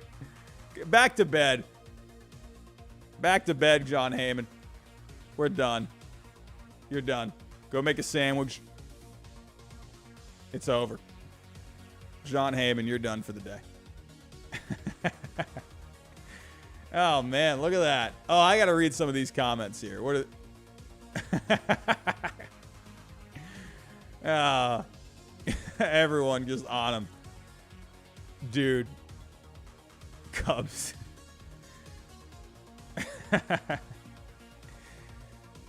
John Heyman, my friend. You're done. No, there you go. Well, come on, at least acknowledge your mistake. Did he delete this? Oh, he deleted it. Yes. Someone screenshot this. Someone screenshot it. So he deleted the tweet. Come on, John Heyman. You got to slow down those fingers, man. Just slow down those fingers.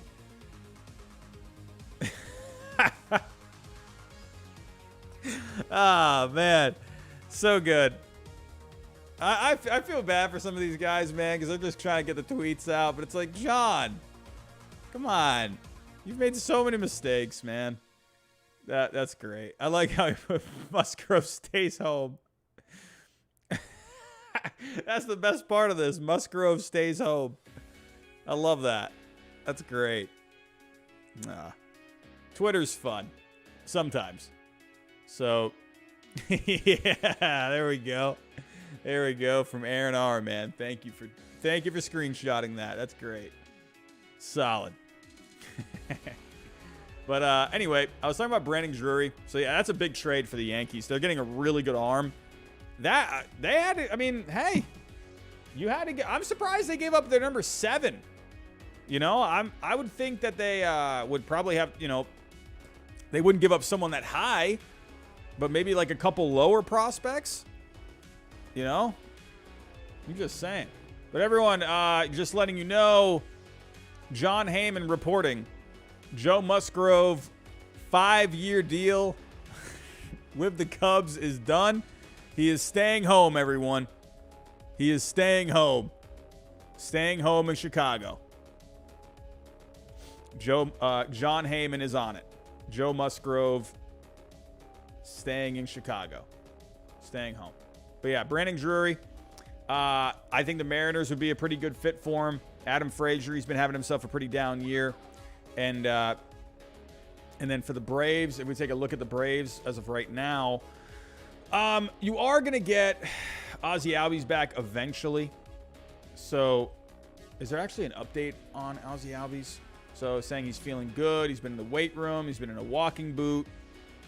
So I would imagine maybe like September. So I could see Brandon Drury filling a bit of a need there. You got Orlando Arcia at second. And, I mean, he hasn't really been doing all that much with the bat. So Drury, I think, would be a good fit either way. Yeah. We'll have to wait. And then the Dodgers, too. I think the Dodgers could be a pretty good fit for him. You know, you lost Chris Taylor. So Brandon Drury is essentially, he is that utility guy, that super utility guy that you could add. So I think either team, I think I would really like him for the Mariners. I just love that the Mariners added Luis Castillo the other day. A win now kind of a move. Love it. Love it. Go do it. Go get yourself Brandon Drury. But either team, wherever he ends up, I think it'll be a good fit. Now, if we take a look really quick, what would it cost to get Drury? So if you are just coming in, I see we're almost at 800 people. The Yankees just traded for Scott Efros from the Chicago Cubs, sending back their number 7 prospect, Wes Neski. So I was getting him confused with Waldichuk. I'm thinking, did they just give up their number 5 prospect to get a bullpen guy? Oh my God. I mean, even Wes Neski is a pretty big piece. Your number 7 guy. So again, I would think maybe like when I saw the value of Efros at 9.3, I'm thinking, okay, maybe a couple of guys in the 10 to 15 range would get it done. But man, you gave up your number 7 just straight up. That's crazy. But good for the Cubs, man. Getting yourself a pretty solid guy. And Wes Neski this year, he's got big fastball, big slider. He's having himself a decent year. 3.51 ERA, 19 starts. Not a whole lot of strikeouts. 83 strikeouts over around 90 innings. So, not seeing a ton of strikeouts. So, maybe the Yankees were comfortable with parting with him. Because you got Waldichuk there, too. Waldichuk is having a better year. So, they're probably thinking out of those two, if we had to give up someone, Wes Neski would be the guy. So, and he's out of their top 5. Usually teams, they want to hang on to their top 5 guys. Usually. Especially for a bullpen guy, like giving up a top 5 prospect for basically a guy that's going to be a setup man. I mean, come on now. So, but what was I about to, I don't remember what I was about to do. Oh yeah, I was going to look up Brandon Drury's trade value. So, that's our last story of the morning. We're in the afternoon now. But taking a look, Brandon Drury, where are we at? Let's go to the Reds. I think Drury is going to be, what is he, in like the $5 to $10 million range? Or is he even cheaper than that?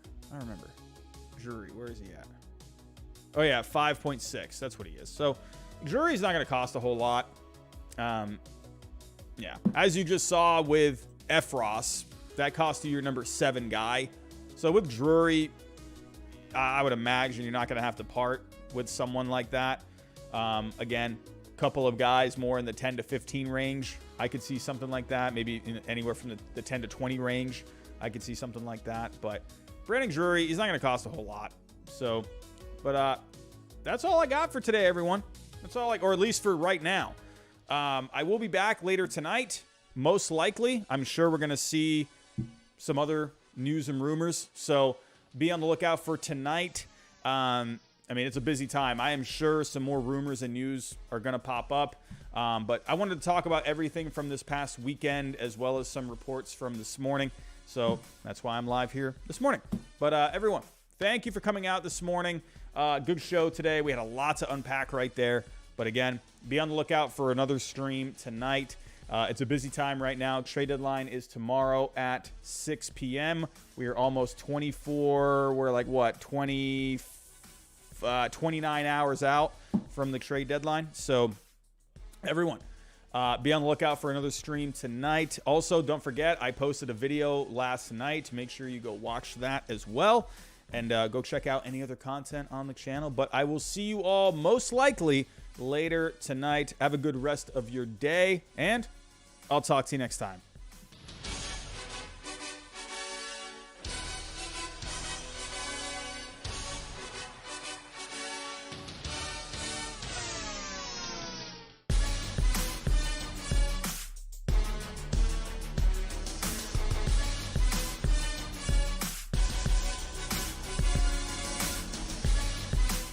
Okay, I am back. I am seeing something from Heyman.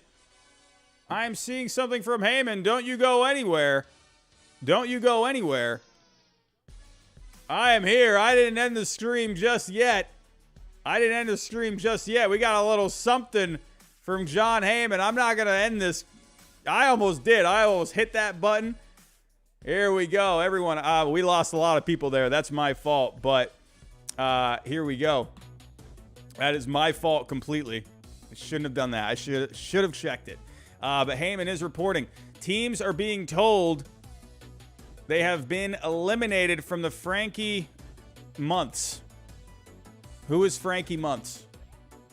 Heyman, you are struggling right now, dude. Frankie Months. Good God.